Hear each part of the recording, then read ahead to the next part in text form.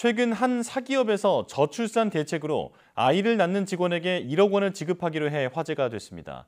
국민권익위원회가 국민을 대상으로 이러한 정책을 정부가 추진하는 게 어떤지 물었더니 3명 가운데 2명꼴로 출산의 동기부여가 될 거라고 답했습니다. 김대겸 기자입니다.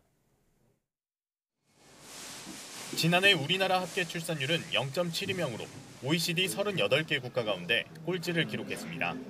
정부와 지자체, 민간기업까지도 너나 할 것 없이 출산율을 끌어올리려 머리를 싸맸지만 지난해 4분기 출산율은 되려 0.65명으로 더 떨어졌습니다.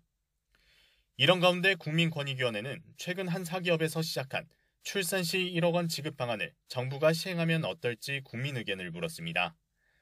13,600여 명이 설문에 참여했는데 이 가운데 62.58%, 8,500여 명이 출산의 동기부여가 될 거라고 답했습니다.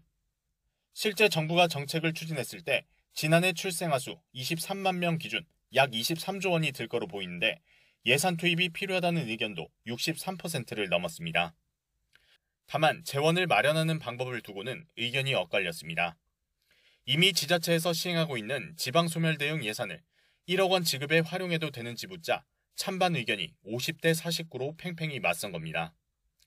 설문 댓글에서도 찬반 논란이 이어졌습니다. 돈 때문에 아이를 낳지 못하는 경우가 많으니 좀 더 구체적인 대책이 나왔으면 하는 기대 섞인 반응도 있었지만 모든 걸 돈으로 해결해선 안 된다거나 세수 낭비가 될 거라는 부정적 의견도 많았습니다.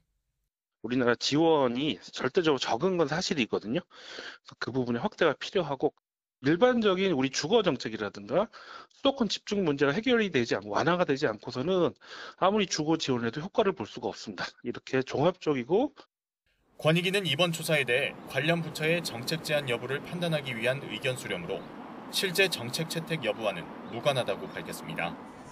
정부가 지난 18년간 저출산 대책으로 380조 원의 예산을 쏟아부었지만 문제는 해소되지 않았습니다.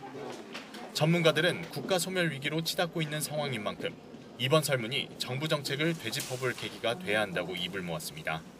YTN 김대겸입니다.